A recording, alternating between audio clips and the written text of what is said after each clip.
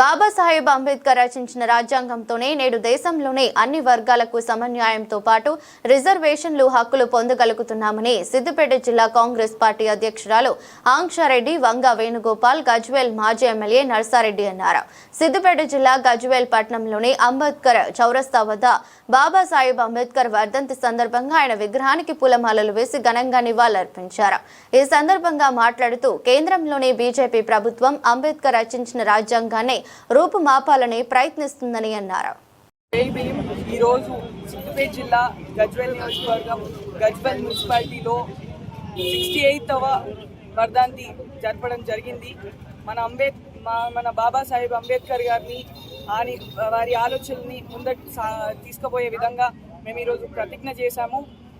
అప్పట్లో తెల్ల ప్యాంటు నల్ల కోటు వేసుకొని ఆ తరంలో ఎవరూ చదవనంత చదువులు చదివిన మన బాబాసాహెబ్ అంబేద్కర్ గారిని, మనకి ఈ పార్లమెంట్ని ఇచ్చిన అంబేద్కర్ గారిని, మన దేశ జెండాకి అశోక చక్రాన్ని ఇచ్చిన మన అంబేద్కర్ గారిని, అలాగే మా మహిళలందరి కోసం ఓటు హక్కు కోసం కొట్లాడి తీసుకొచ్చిన అంబేద్కర్ గారికి, ఇలానే ఎన్నో పనులు, అదేవిధంగా మా మహిళలకి ఆస్తిలో సమాన హక్కు కల్పించిన మా అంబేద్కర్ గారికి ఈరోజు మేము ఆయన ఆలోచనలు ఆయన ఏ విధంగా అయితే ఒక ఎయిమ్తో ముందుకెళ్లారో అదే విధంగా మేము ముందుకెళ్ళాలి అనేసి ఈరోజు మేము ఆయనది ప్రియాంబుల్ చదివి మేము ముందరికి సాగుతూ ఉన్నాము. మన దేశంలో ఇప్పుడు జరుగుతున్నటువంటి కొందరు చీడ పురుగుల వల్ల ఆయన మనకిచ్చిన ఈ రాజ్యాంగాన్ని తప్పు దాంట్లో తీసుకెళ్తున్నారు.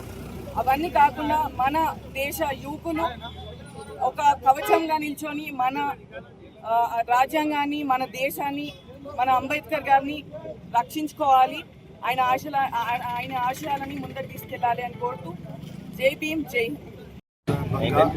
ఇక్కడ ఆయనకు నివాళులు అర్పించడం జరిగింది.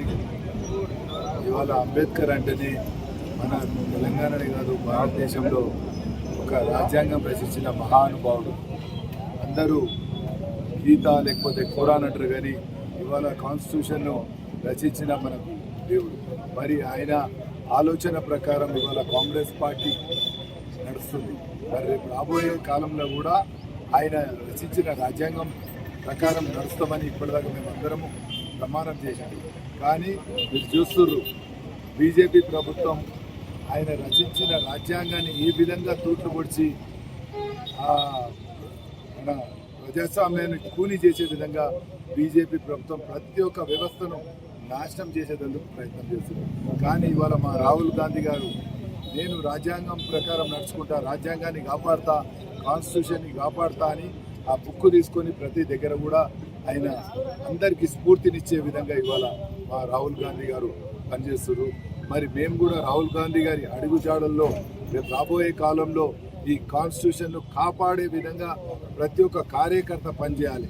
ఎందుకంటే మన భారతదేశమే సెక్యులర్ పార్టీ, సెక్యులర్ కంట్రీ. ఆ విధంగా ఉండే విధంగా ప్రతి ఒక్క కాంగ్రెస్ కార్యకర్త పనిచేసే విధంగా మనం ఉందాం. అదేవిధంగా మీరు చూస్తున్నారు, బీజేపీ ఒక మతతత్వ పార్టీ లేదు, ఆ విధంగా ఆయన ఆలోచనలు ఉన్నాయి. ఎందుకంటే ఆ రోజు అంబేద్కర్ గారు రిజర్వేషన్స్ ఎందుకు పెట్టారు? బీద వాళ్ళు వాళ్ళందరూ కూడా అందరితో సమానంగా బతకాలని ఆలోచనతో పెట్టారు. ఇవాళ గుజరాత్లో చూస్తున్నాం, వాళ్ళు రిజర్వేషన్ తీసే ప్రయత్నం చేస్తున్నారు. రేపు రాబోయే కాలంలో కూడా ఇండియాలో కూడా రిజర్వేషన్ తీసే ఆలోచనతో బీజేపీ ప్రభుత్వం ఉన్నది. కాబట్టి మనం అందరం కూడా ఇక్కడ ఉన్న కాంగ్రెస్ కార్యకర్తలు మన అంబేద్కర్ ఆశయాలు నెరవేర్చే విధంగా ఇప్పటి నుంచి ప్రయత్నం చేయాలి. ఆ విధంగా ప్రయత్నం చేస్తేనే మన భారతదేశం ఇంకా రేపు రాబోయే కాలంలో అభివృద్ధి చెందుతుందని, అందుకోసమే మేమందరం కూడా అంబేద్కర్ ఆశయాలు కొనసాగిస్తామని ఇప్పుడు ప్రతిజ్ఞ చేసడం జరిగింది. రేపు రాబోయే కాలంలో కూడా మేమంతా కూడా ఆయన ఆశయాలకు అనుగుణంగా పనిచేస్తామని మీ ద్వారా తెలియజేస్తున్నాం. ఏఐసిసి ఆదేశాల మేరకు గౌరవ టీపీసీసీ అధ్యక్షులు శ్రీ బొమ్మ మహేష్ గౌడ్ గారి ఆదేశాలతో సిద్దిపేట జిల్లా నూతన అధ్యక్షులైనటువంటి ఆంక్షారెడ్డి గారి ఆధ్వర్యంలో గజ్వేల్ మున్సిపాలిటీ పట్టణంలో ఈరోజు అంబేద్కర్ వర్ధంతి ఘనంగా నిర్వహించడం జరిగింది. ఈ కార్యక్రమంలో ముఖ్యంగా రాజ్యాంగ పీఠికను మాతో ప్రతిజ్ఞ చేపించి మా అందరిలో స్ఫూర్తి నింపినటువంటి అధ్యక్షులు ఆంక్షరెడ్డి గారికి ధన్యవాదాలు తెలుపుతూ ఈ యొక్క రాజ్యాంగ స్ఫూర్తిని అంబేద్కర్ ఆశయాలను కాంగ్రెస్ పార్టీ కర్త కర్మ క్రియగా పాటిస్తూ భవిష్యత్తు తరాలకి పునాదులు వేస్తూ ముందుకు తీసుకెళ్తుందని చెప్పేసి తెలియజేస్తూ రేపు రాబోయే ఎన్నికల్లో కాంగ్రెస్ పార్టీని విజయాన్ని సాధించి శ్రీ రాహుల్ గాంధీ గారిని ప్రధానమంత్రిని చేసుకొని రాజ్యాంగ ఆశయాలను పటిష్టపరిచి స్ఫూర్తిపరిచి ముందుకు తీసుకెళ్లే బాధ్యత మనందరికీ ఉంది.